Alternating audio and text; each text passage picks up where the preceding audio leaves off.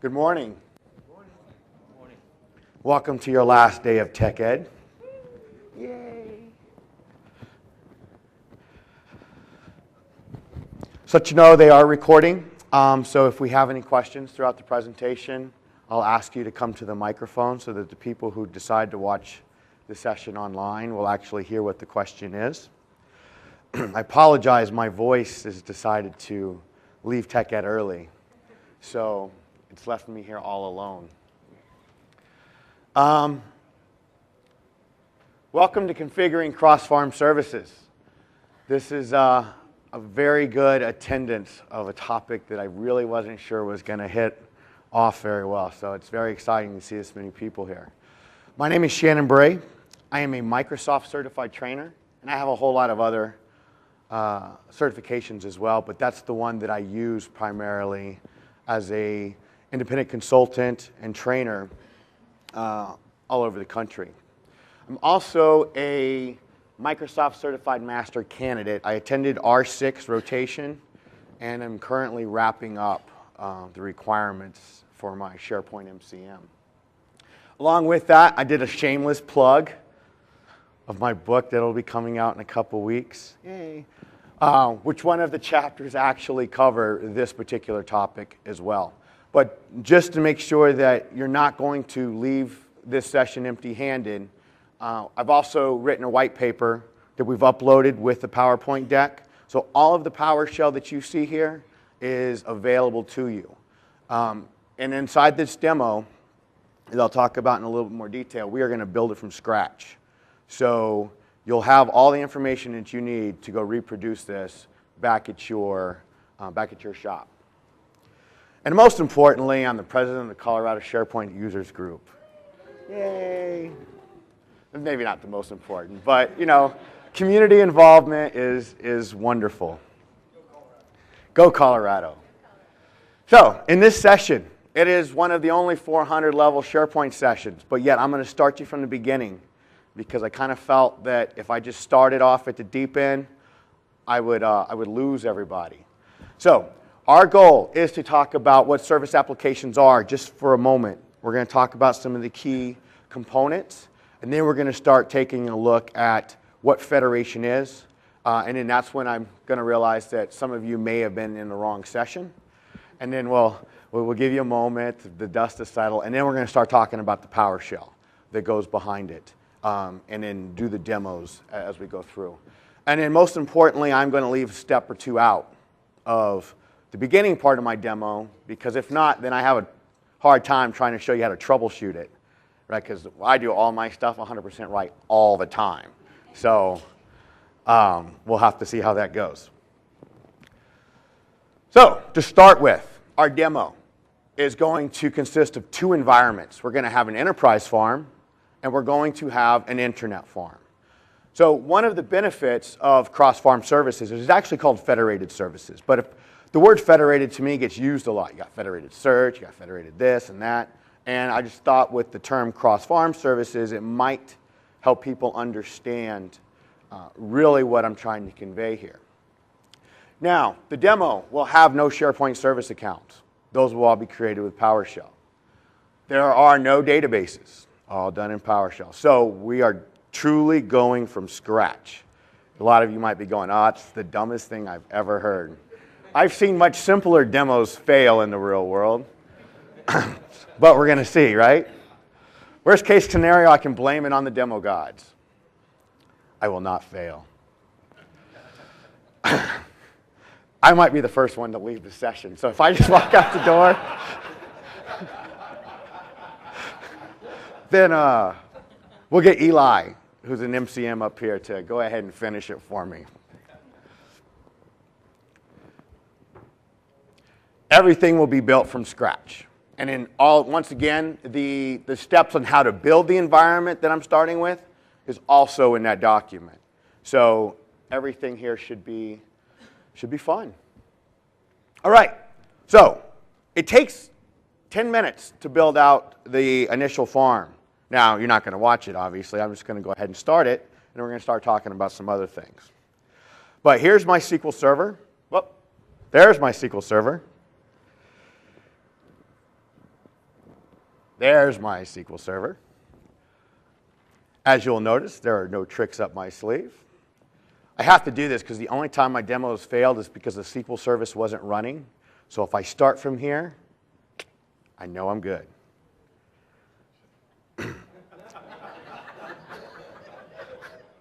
Little shameless self-promotion. So the first thing I'm going to do is I just have a simple little PowerShell script here that's actually going to populate all of the user accounts. Now, all of the user accounts here are not needed for this demo, but these are the common ones that I like to use. I'm going to go ahead and run them. Then I'm going to run the form, and then I'm going to come back and talk about them so that I'm getting some time while it's firing off. So if you're not familiar with PowerShell ISE, it is my tool of choice because I like the color codes. It's much simpler. So we're sitting here. We're adding our accounts. That was pretty quick. Uh-oh. Maybe it was too quick. I guess we're going to find out. Now we're going to come over here, and once again, I'll talk about this script here as well here in a moment. But I just want to get it underway.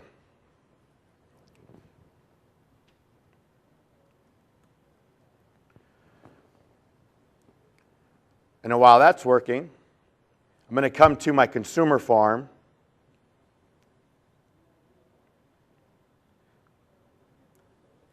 And get it underway. All right, so let's go back and take a look at what I've done. My IP addresses have changed on me this morning. So we're still good, right? Because it's still running. That's a good sign. But the first one here, there was just a number of counts that I went ahead and added. Now, I'm able to add these from the SharePoint box. I like doing it this way because every time I go into a new environment, the accounts are exactly where I set them. And I'm able to run it from SharePoint, and I don't have to bounce around the AD. So it's a cute little trick I learned when I was working on one of the chapters. Now, there's 7 accounts I typically use. I use SP Content, SP Farm, and one similar to that. I use one for search and whatnot. The most important ones for us today is our SP Farm and our SP Services and our SP Content. All my passwords, I use a very sensitive password. The pass that word 1. All right, so that's that script. Now we're actually building the farm. And this is code that's been available for quite some time online. But basically, we're just going through the initial farm creation, creating with the farm account. And the same thing is going to hold true on the other one. Now, we're going to go ahead and give that a couple minutes. Actually, I can go ahead and leave this up. Switch back to our slide deck. And start talking about some of our services while we're going to complete that. So understanding the service application architecture. Service applications, the term service application has been kind of overused quite a bit. There's a lot of moving components, and we'll talk about those here in a second. But the most important thing to understand is in SharePoint 2007, we had what was called our shared service provider. And it gave us search, business data catalog, it gave us things like audiences. And while looking back now, we're like, oh, wow, that's kind of limited, right? Because if we had search, we also had to use BDC, and we didn't have a way to pass out the management of who was going to take care of all that. And if we had to do data isolation, like in some of the environments I work with, you had to create multiple SSPs, and then some of that can get rather daunting. But as bad as we might look at that, in 2003, we couldn't even do that. So 2007 was excellent in the way that it gave us the ability to do some of our services. But we couldn't extend them. A lot of them weren't resilient. Search had some major flaws, with its redundancy. And most importantly, well, there's a couple most important things there. Foundation now supports services. So we can write our own custom services if you wanted to write service applications. That's a whole nother topic, right? But then we're able to use it with our Foundation product. And then most important, only because we're talking about it here, right, is the federating of services. You could have done it in 2007, but it was much more difficult. There would be no way to show that demo in a very small amount of time. So here's the key concepts that we want to understand. So you hear everybody say service application. But one of the things that we need to know is, what is a service? So a service is the binary that's going to sit on the machine. That's all that is. Then we have our service machine instance. That's that service actually running. The service application itself doesn't actually exist. If I go say, go find that service application, you're probably going to either bring back to me a service or a service application proxy, but there's no physical place for the service application itself. It's kind of a big cloud, right, where information comes in, information comes out. We talk to the load balancer sometimes, and we'll kind of talk about that here in a moment as well. And then we have our service consumer. This one's the easy one to understand, right, because this is what everybody's going to use, or the web applications, the services that are going to actually use our service instance.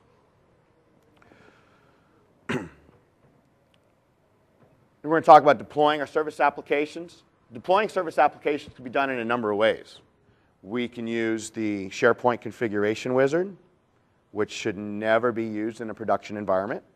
Not that it's bad. You'll hear people talk bad about it, but it's just because it installs with some default settings. And our environments are too complicated for some of the default settings. So things like user profile, sync, doesn't necessarily always work, doesn't ever work if we're just using it with the, no, we're not going to sugarcoat anything here, right? Well, it doesn't work if we use the configuration wizard. And there's a couple other things that work, but maybe not work the way we want them to. So then we have two other ways to build our service applications. We can then use the little create button, and that works not too bad. But then ultimately we have PowerShell. And I'm hoping that everybody in this room at least walks away understanding that A, PowerShell is not too complicated, although we're not talking about a PowerShell 101 class here. But B, it helps us document our environment well enough that if I have a machine catastrophic failure, like if my demo environment went down, I'm totally hosed for today, right? But tomorrow, I'm able to build two machines and run everything from scratch just like I was before. Now, if you've gone through and just kind of recorded the clicks and things like that, you're not really going to be able to remember all of the settings that you've done. And then we have our automatic services. These are very important because out of all the services that we have, I think if you go through the farm configuration wizard, you'll see 15. And I think you see 13 if you go through the other way. There's some that you can only do through PowerShell. But these two here are actually created for us because they are required by our system to not only do cross-farm services, but just use services in general. And that's our load balance and our STS service.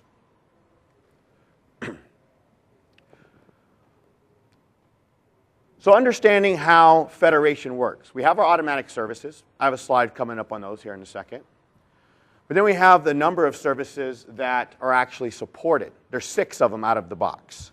So out of the 15 to 20 that you may have in your environment, you're not going to want all of them federated.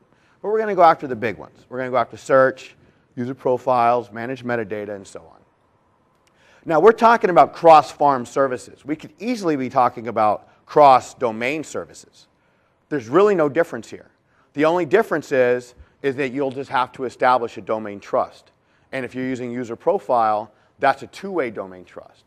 Some of the other ones, there's a single trust. Many of the other ones, you don't even require a trust.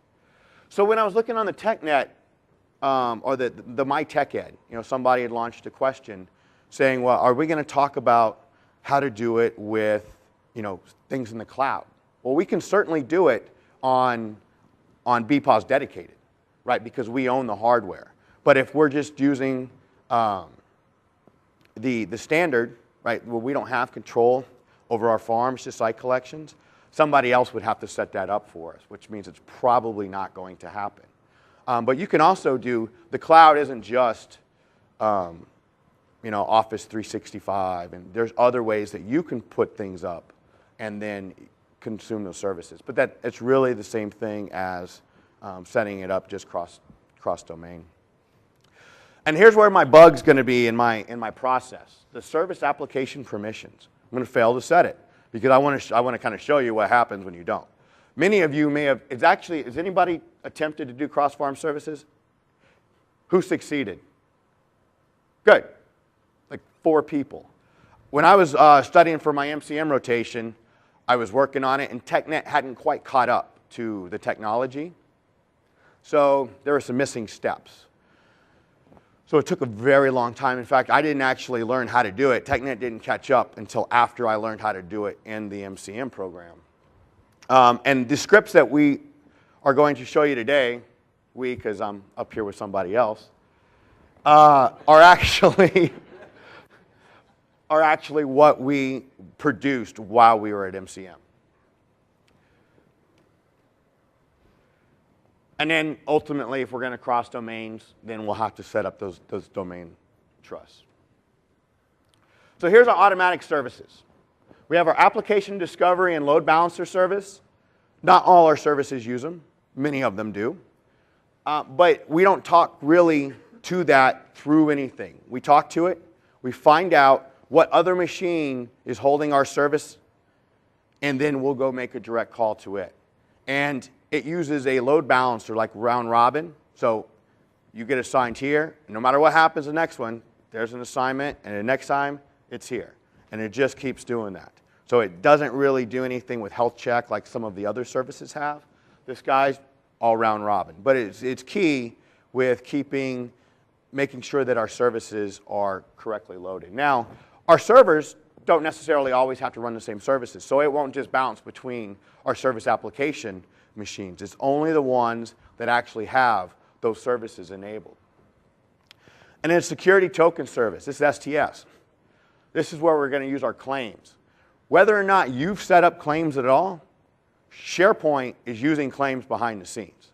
So if I create a web application using classic NTLM and I've set up search, I'm using claims.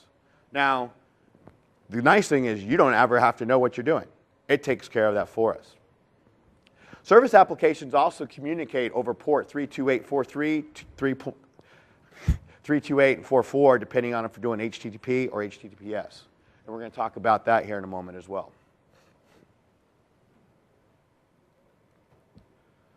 So now I have an automatic services demo, right? You're like, well, there's just 2 services. They're automatically created. Why do we got to demo it? This is where I actually get to finish building the rest of my environment. And hopefully, I don't have any red errors. This is nice, right? I see central administration up here, which means my little PowerShell ran all the way to the bottom, launched my browser like it was supposed to, and it tells me that I have yet to have egg on my face. So, the automatic services. We're going to come in here, click Service Applications.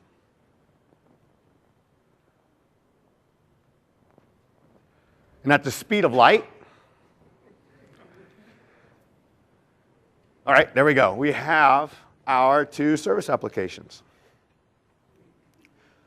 So they're automatic. We don't necessarily have to do them. In fact, they're so automatic that most people don't even realize they're there, right? You go, even if you're setting stuff up, in a little while you have a whole sheet of stuff, and you never pay attention to those guys.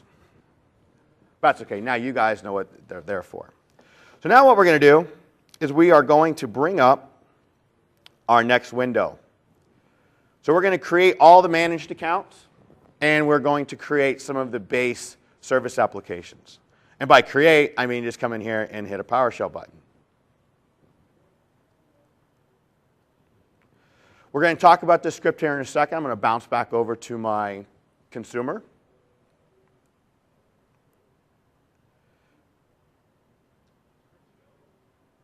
Yes.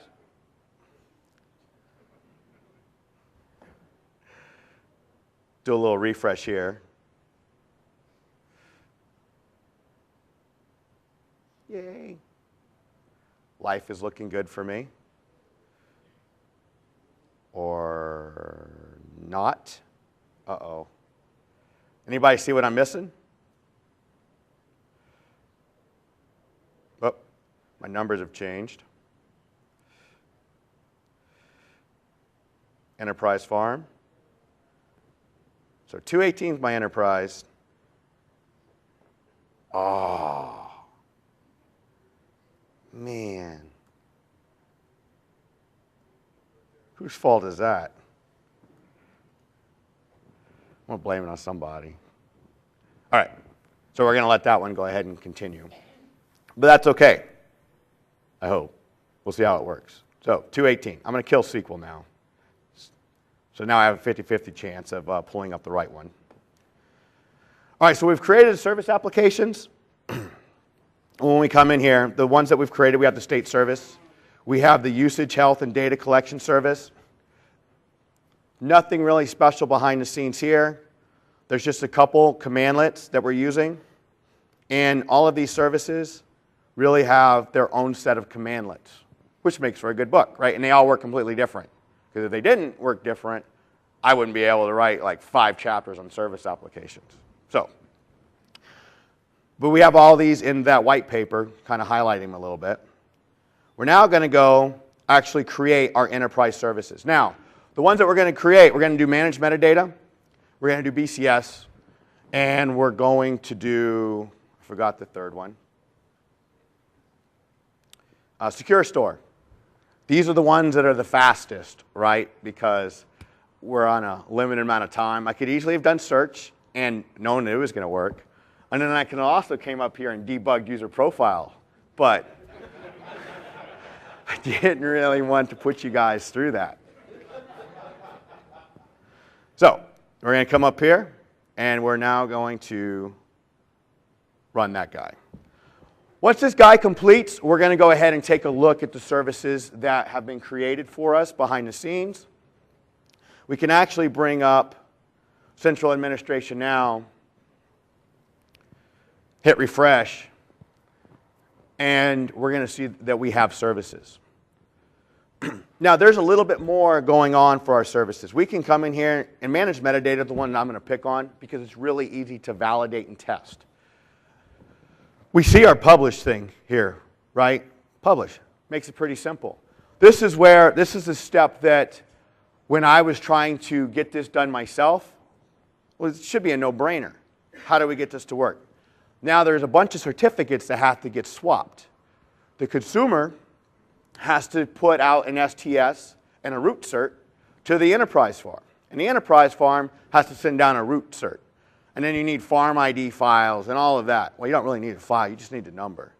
But after a while, if you're working on 2 farms, you're going back and forth, and then you're floppying it or whatever, that's where you can kind of start making mistakes. That's why if you have a PowerShell script that just creates it and starts swapping stuff for you, that's nice. At least I think it's nice. All right, so let's go ahead and see where we are in the evolution of our script. That one has ran. So I'm going to go ahead and pause here because now we're going to start talking about our certs. Let's kick over.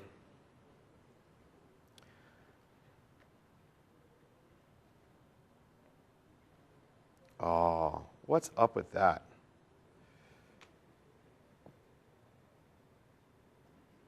SQL.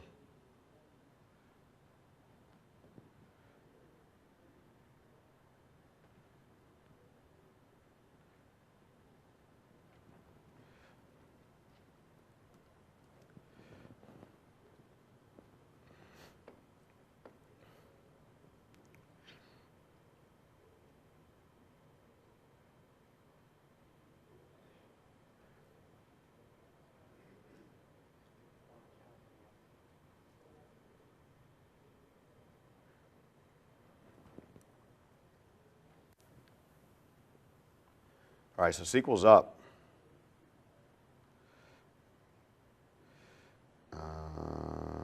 154. I could have mistyped the password. Pass that word 1. All right, I'm going to leave this guy up, right? He's starting to get on my nerves a little bit while we click over to the deck, and I'll be able to look at it. So I'm not out of the woods yet. Thought I was there. All right. Automatic services. So federation. Here's a diagram that I stole off TechNet that I thought did a pretty good job of highlighting everything. So our enterprise farm is Farm A. We're going to have managed metadata, BCS, and secure store all up there available to use.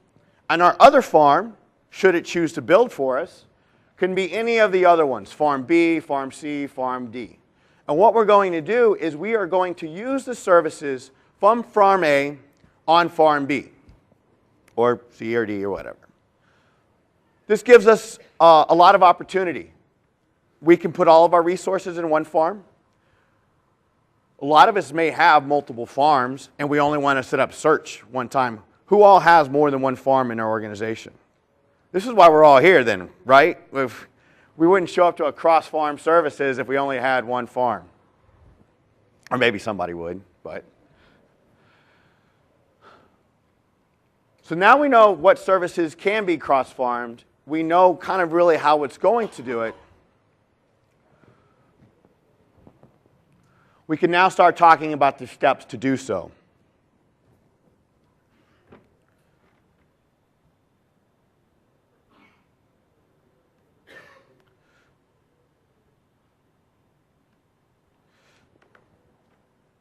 You guys know what I'm doing, huh?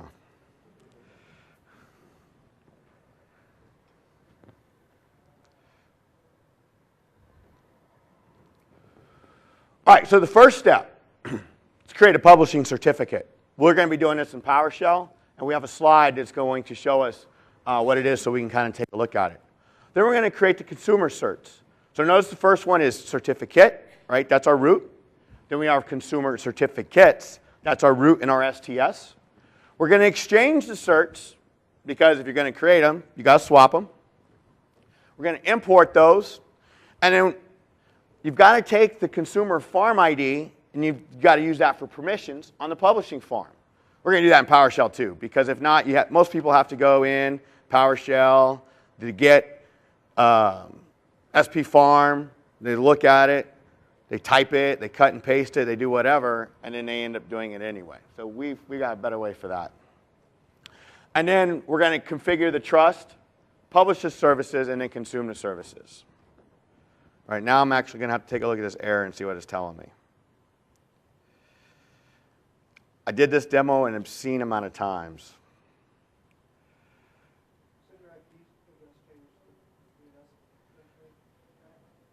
It could have. No, the service accounts are actually the same because they are in the same domain.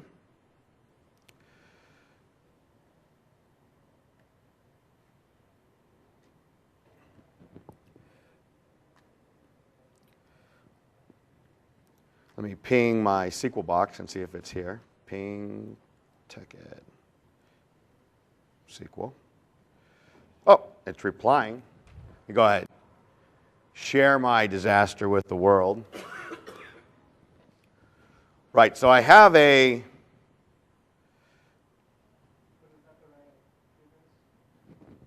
oh, it is not.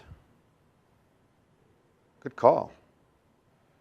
Let's do IP config DNS flush. Well, why? Well, it has to be because if not, it wouldn't have got anybody back.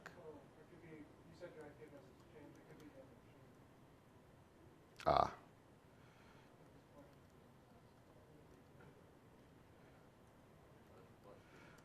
Flush demo.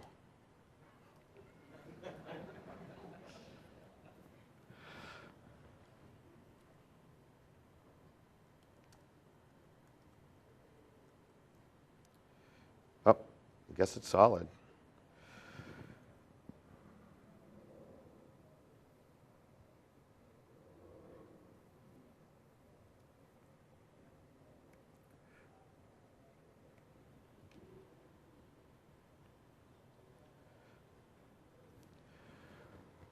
Kind of have to have a farm to consume. But, worst case scenario, we will make it through it. Did one of your user accounts not create when that script Well, that's the glory about doing things from scripts, is that everything is supposed to be consistent 100% of the time.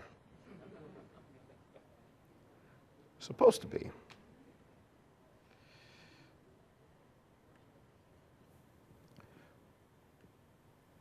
We're going to see if this guy sees it. I want to do a new farm.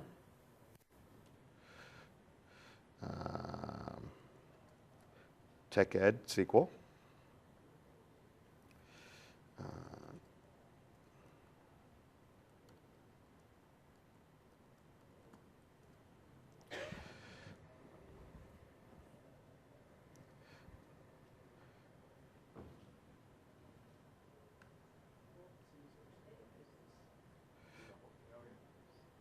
What's that? Try to go as simple as possible. The only thing else that I've ever seen is the firewall, and their firewall should never be on.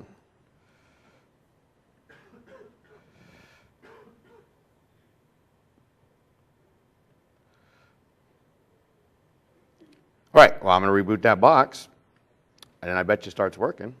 But while we're doing that, I am going to go export my certs. So let's go ahead and go back to box number. It's amazing why it works for one and not the other machine. Box 218. So for this, I'm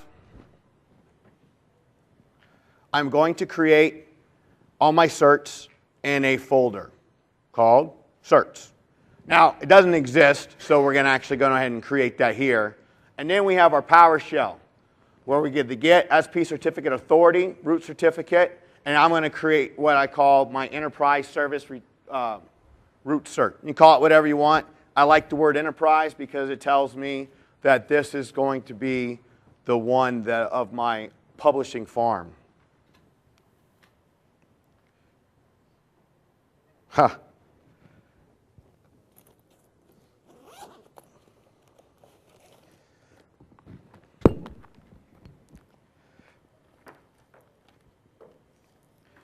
Life was about to go dark on us.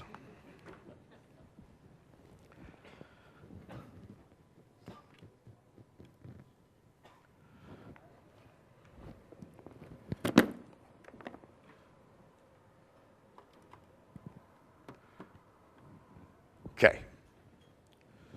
So I'm going to run this guy. He runs successfully. And we're going to come check out our C drive. We see certs. And there's my enterprise cert.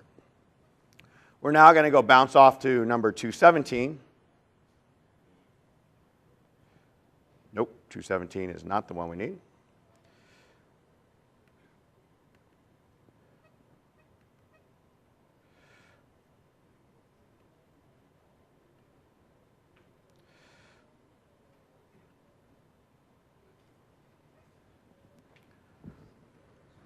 Give that guy a second. And let's go ahead and start talking about some of the scripts.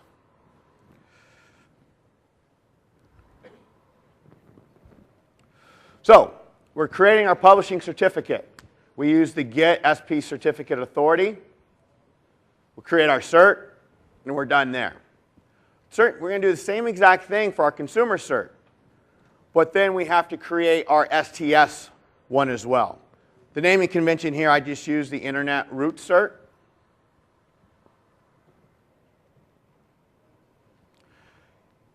Here's what I think the neat trick is. Right, we're going to grab the farm ID from the consuming farm, and I'm going to save it into a text file. When I start swapping those certs, I'm going to move that text file over, and then it's going to read the text file and go put the farm ID where it needs to be.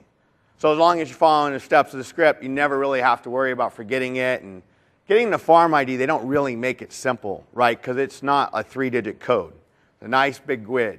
And you're looking back, looking here. So we remove that step. Then we swap them, right? This is the easiest PowerShell in the world. We use the commandlet copy item.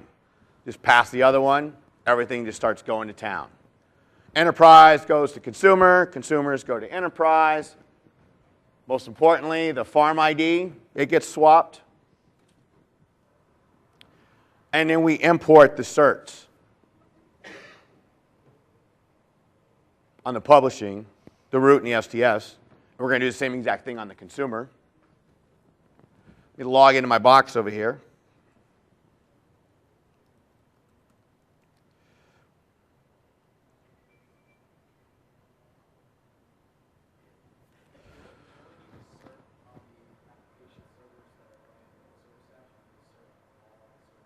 But can you speak into the microphone?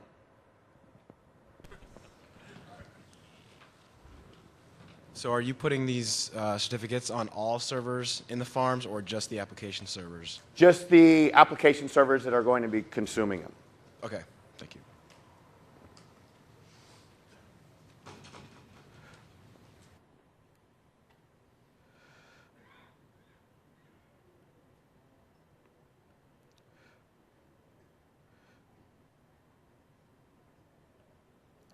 All right, launching my configuration wizard over here. All right, so then we have our permissions. Whoop, did I go the right direction? Okay. So this is still at the end of our STS. In order to consume the farm, we actually have to take our farm ID and then set up a security trust with that. And I'm hoping to show that to you here in a moment. Let me click next here and actually see if we can't get it to join SQL.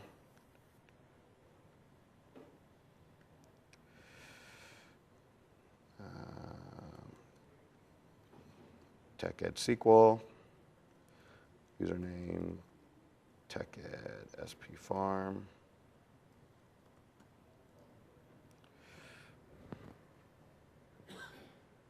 Ah, it needed a reboot. All right.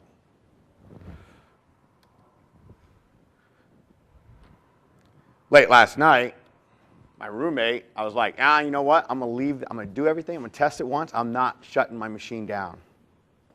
Looks like I should have shut my machine down.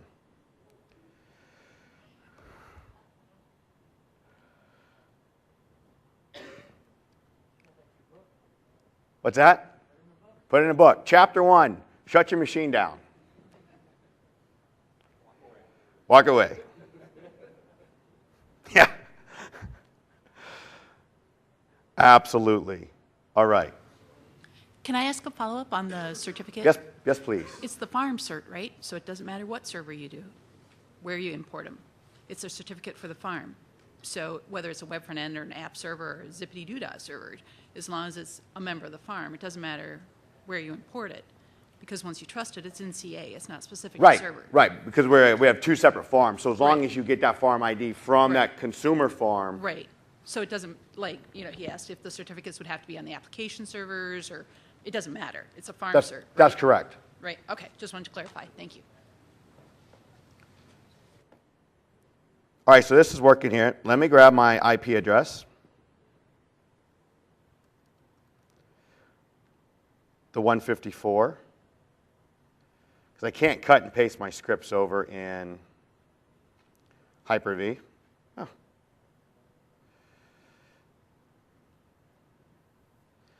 I'm not really sure what, it looked like the IP addresses all stayed the same. It just wanted to, demo gods, they punished me. Cool. But I will be successful.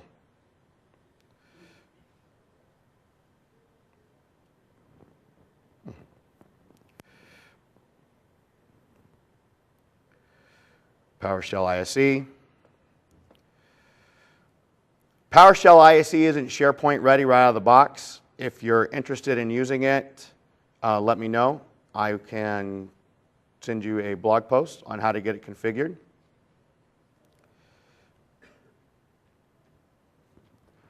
But it makes very nice because you can see here, highlight, click, and so on. So now I'm a few minutes behind, right, because the farm still needs to build. We're going to go ahead and skip this part, come back to it, and recover, or hopefully recover. I'm going to keep an eye on it over here.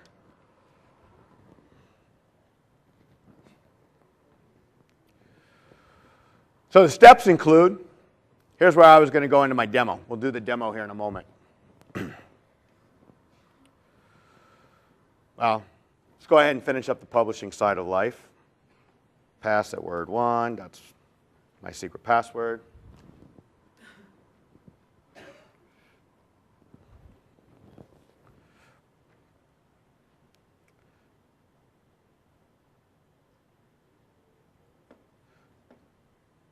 But I don't really have any certs to swap yet. Don't have a farm. So, as painful as this is going to be. All right, so let's kind of talk about service applications in just in general. So we have our, damn, what?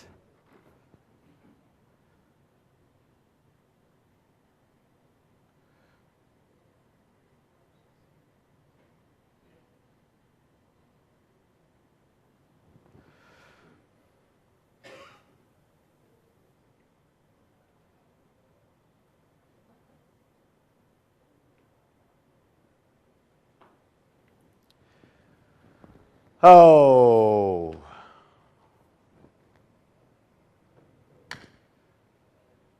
Next week I'll be doing ASP.NET. Go back to my roots. I think I am done with SharePoint. And I'm done with PowerShell.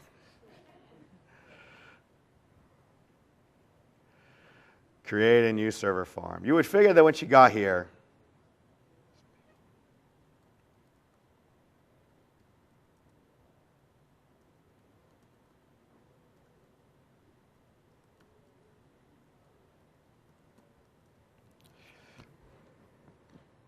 and it resolved like it did last time, hopefully. Oh.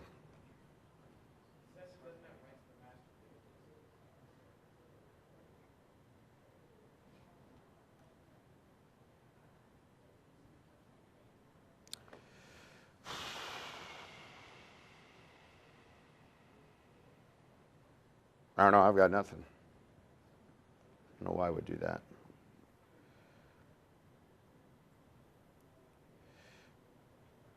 Because it actually worked from here.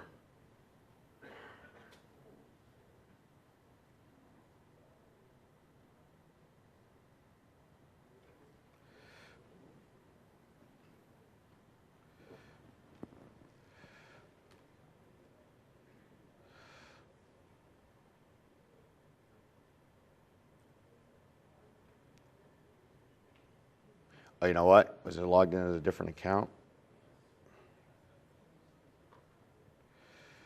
Create a new server farm.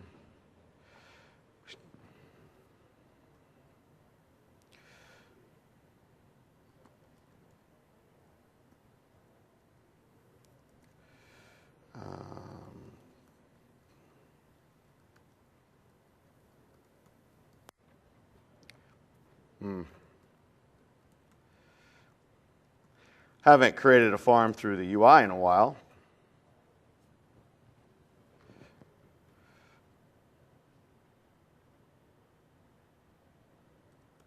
But apparently it's got a connection to the database. So while that catches up, I'm going to grab my script files, bring them over.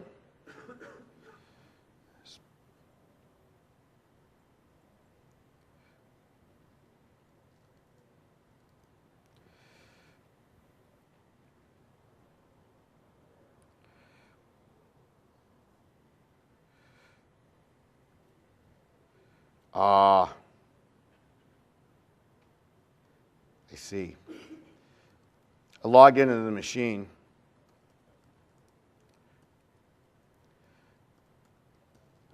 So rule number 1, when you're doing demos, do not give the machine password the same password as your domain password. Because then when you log in, you have no idea what's going on.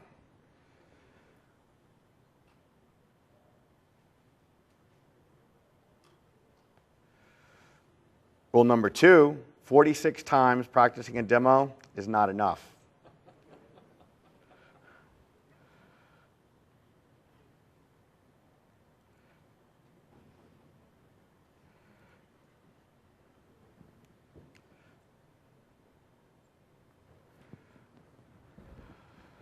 I wish I had a speedy way to get this through. Did anybody have questions on service applications in general? No, we already know all that part. We want to see it work.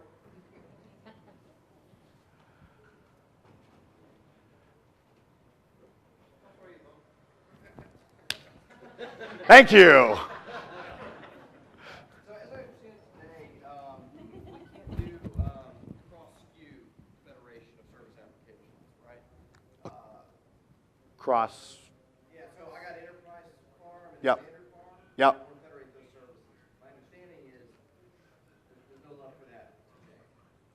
Yeah, you can federate from, well, you can do, but out of the 6 services. Are you talking about, you can federate either direction you want. Okay, so we can then. Yes, but it's only those 6. So like, in theory, could we federate the search service between the two? Yes.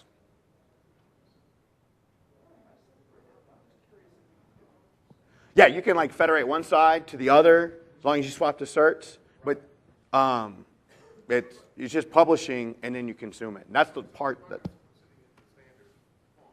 What's that? Uh-huh. They're in the standard farm, right?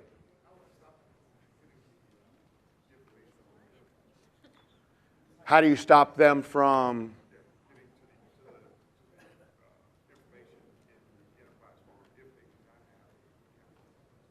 Oh, right. I see. What we're going to have, that's more of a multi-tenant scenario. Then you can adjust and give them services based off of their cows. Yes. I have an advanced architecture, BOF, later this afternoon. It's got no demos. And so we can draw that out for you. Wow. 3 of 10, right? That's step 3's big one. Yes, sir.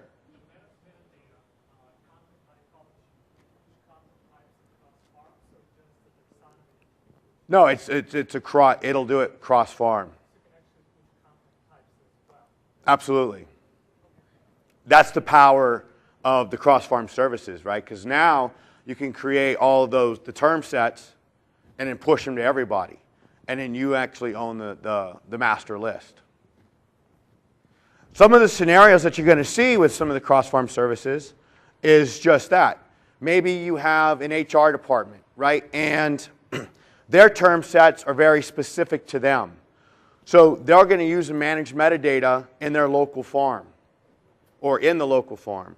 But then you can also use managed metadata from an enterprise farm and use them both. So then HR is taking care of one, but then IT, who goes all the way across the world, you'll end up using that as an enterprise service. 6 is good. Looks like we're flying now. Not really cooking with gas, we're cooking with a match. Apologize for that account issue. I had no idea what was going on. Well, I know now, right? Got to debug it in front of everybody.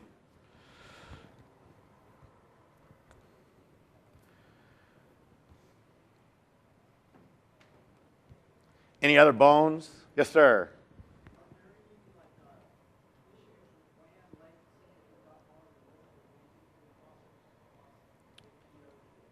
Absolutely. So out of the 6, right, 5 can be supported across WAN, but just because they can doesn't mean they should.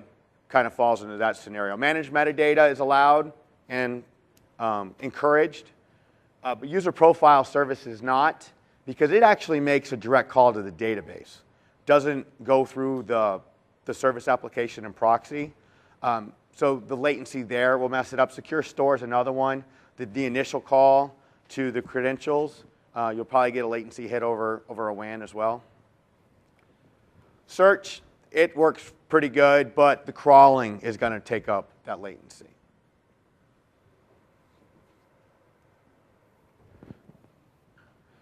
Probably didn't think you were going to come to a 400 level and see this screen, right?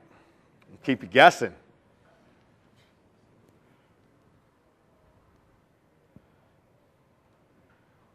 On the recording, they're going to cut out like the whole middle part, right? People are like, he got that whole session done in 15 minutes. still got 24 minutes. For those of you who stick around, I will be successful.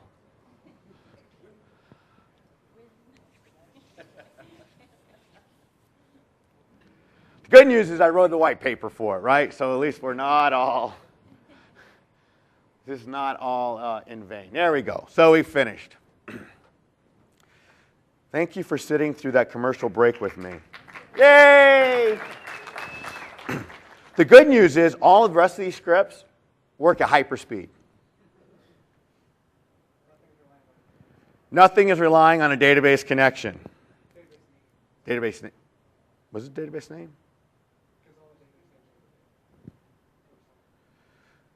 All right, so PowerShell ISC.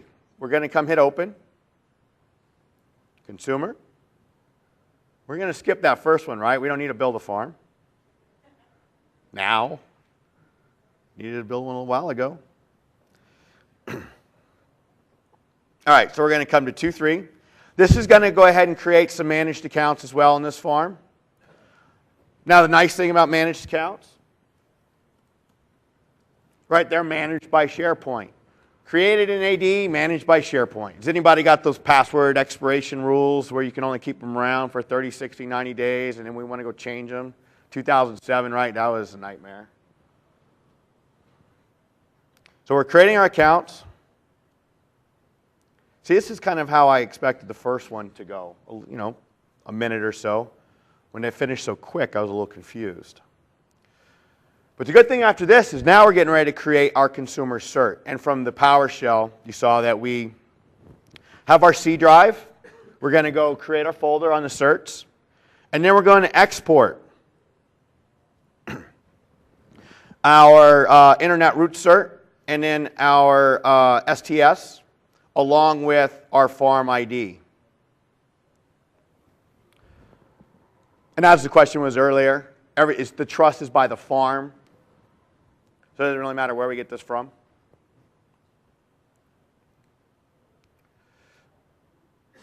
As long as that's red, it's good, right? Because it means it's working.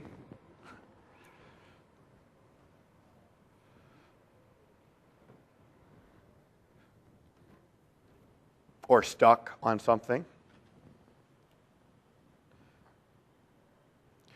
Inside this script, we're actually creating a database as well. So down the road, we don't really need a database in this demo, but as you're using the scripts or whatever to build your environment, you'll actually have a web application that will be able to use the managed metadata service. And then hopefully, as you build onto this and include your farm, then you'll have these in your back pocket in case you have a disaster recovery scenario, and you can kind of see how quick things go as long as you got a database connection. All right, so that's finished. Now we're going to go create our cert, lickety-split. So while that's creating, we're going to go ahead and go to my other machine. Got so many things open now, it's tough. I'm kind of scared to close this one down, right? 218. We're going to swap our certs. Not complicated at all. Copy item across. It liked it. Life is good. We're now going to import our consumer cert on the publisher. So now that we've done our swap, we're going to come in here. We're going to see that we have our enterprise cert, our internet root cert, our internet STS, and then my favorite file, our farm ID.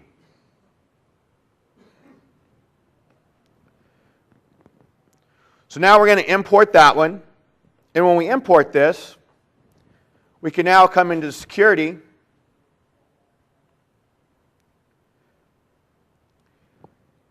Roll over our managed trust.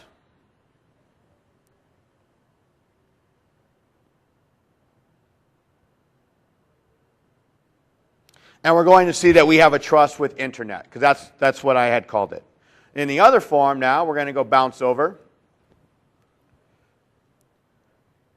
to the 154. We've done all that. So we're going to import this cert.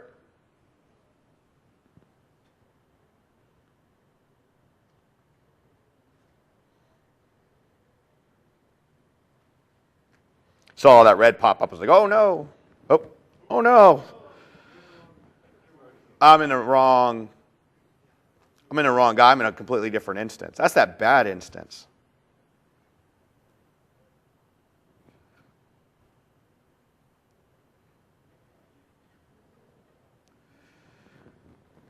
Oh, much better. You know, after a while, you can only take so much abuse, right? So, oh, no, I do not want to run this guy. Well, sure, I'd like to participate, but now I don't want to do this guy.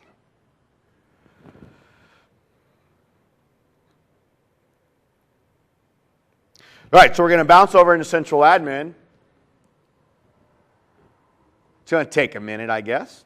But then we're going to go take a look at the security. We're going to see that it's got the enterprise trust. And then we're going to be ready to go publish our actual services. Managed trust and enterprise services. So these are going to be one of the things we talk about in troubleshooting. Check here, life will be good. So now that we have come in and we have confirmed that our certificates have been swapped and SharePoint knows about each other, it's now time to publish those services. So we're going to go to 218. You can do this in PowerShell, but then to me there's like a lot of cool little nuances to look at. And I actually like hitting the publish button. So when we come into our managed service applications, we're going to have a number of them. Initially, I was going to pick on a couple of them, but now we're just going to pick on Managed Metadata Service. So we highlight it. We have our Publish button. We click it. I'm going to change it to HTTPS. And then we have this checkbox, Publish the service application to other farms.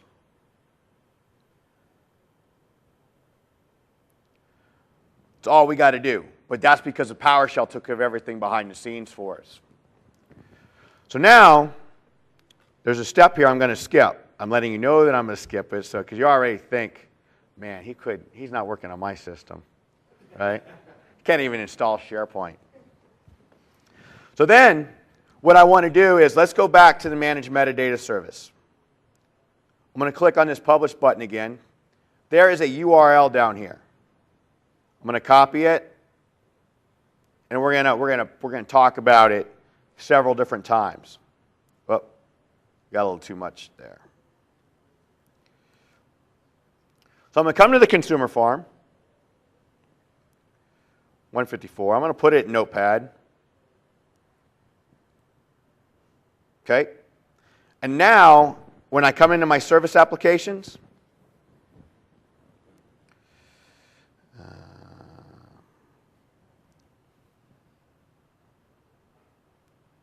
I click Connect.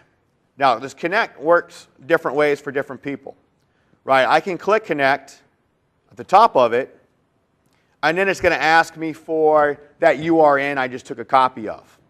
If I paste it in exactly the way I took it, I have the availability of just the service that I took this from, which means I need to go do another service real quick. So while this is looking at that, let me also go back to 218. Secure Store Service, we're going to publish it real quick.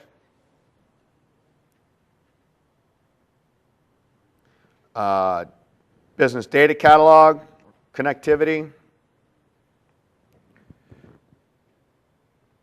We're going to publish it.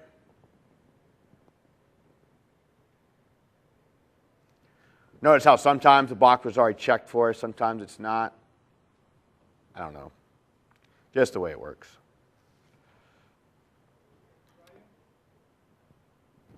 Question? If you were to use HTTP instead of HTTPS, you still need to have the service agreement? Yes.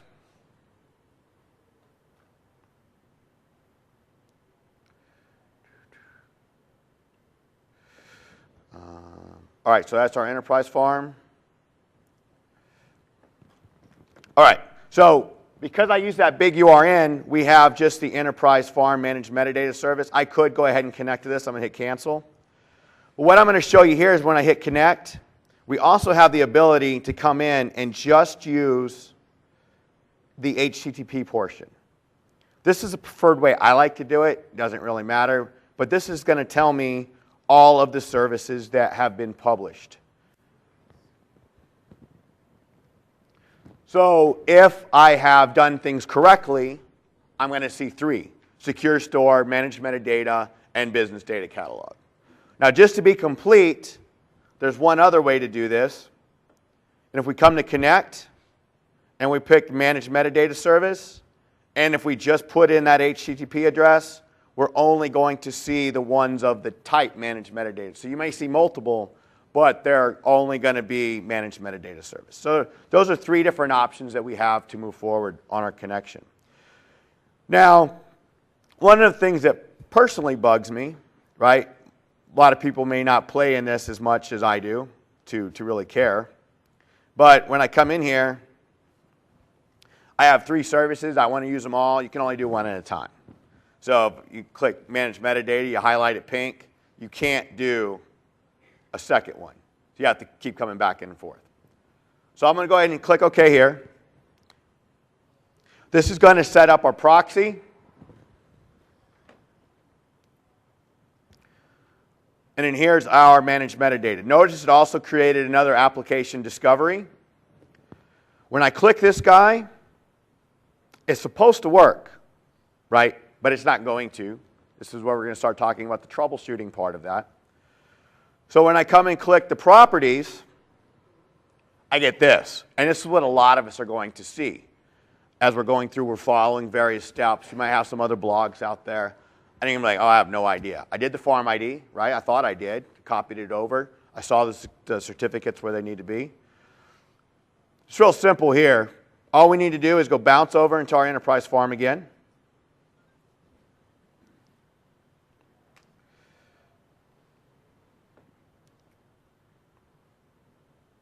Manage metadata, and then we have to go into our permissions.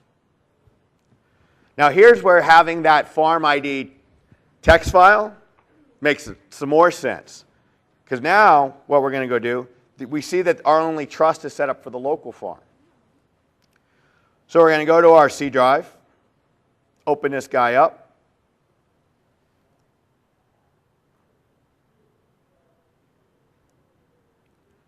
Paste them in, add them, and then set the appropriate permissions. Well, I'm just kind of happy we're getting close to the end of the demo. So I'm going to give them all the permissions in the world. It's much better than where I thought we were actually going to be. I thought actually I was probably going to be sitting at the bar and you guys are going to be doing something else. I have no idea. Going to a session that worked. All right, so now we've published it, right? Now we're going to go to 218. I can click on it, click Properties. And we have our availability here. So now we can see all of our settings. I've given myself permissions to manage this service from the local farm, so I'm an administrator. I can now come in, click Manage Metadata, and then I can actually start now using the term store just like I normally would. So even though the enterprise farm is holding it, we can interact with it any way that we're giving our users right. And if you're the administrator, you'll have rights to kind of do it from anywhere we need. Does that make sense? All of it look pretty simple? I'm supposed to make it look simple. That was my goal. All right, so let's go ahead and go back to our slide here. Test the federated service environment. So this is the one that we're actually going to go take a look at. We clicked on it, we got our error, we went and set our permissions. We added the farm ID and then gave that particular farm ID the various rights. So our troubleshooting, if we're doing cross-domain, this is where some of our certs might work or some of our services might work, but some of them don't. This is where we're going to have to start depending on that. User profile service has to be two-way, right? Search, doesn't care. You can search anything, right? You can point at a content source. Consumer has permission to the topology service. That's the step that I had skipped, and that's a step that gets skipped quite a bit. Access control list, fully qualified domain name, you're going to want to check on, and then certificates. Certificates is the easy one. When we go in and take a look at that security trust, if we haven't done our certificates, that's not going to be there. And so when someone calls me up and says, look, I try to do cross-farm services, but it's not working, that's the first place I go. After I go to do that, I'll go check permissions, and that typically covers both of those scenarios. So I just did the test and the troubleshooting.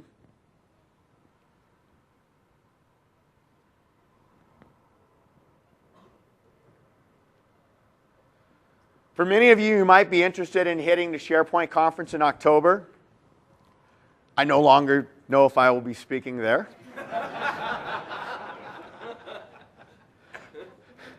If you see a session as to be determined, then my demo killed me.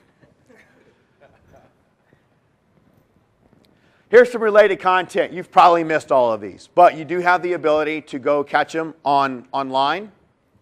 Also, later on today, I have BOF 18 Advanced Architectures for Microsoft SharePoint 2010, and I'll be around the SharePoint booth and things as well as if you have questions. You can also follow me at NoIdentity29 as I go on there and talk about the disaster of my demo. And that wraps us up. Thank you for being patient. Don't forget your evals so that you can win these cool prizes. If you like this session, I'm Shannon Bray. If not, my name is Eli.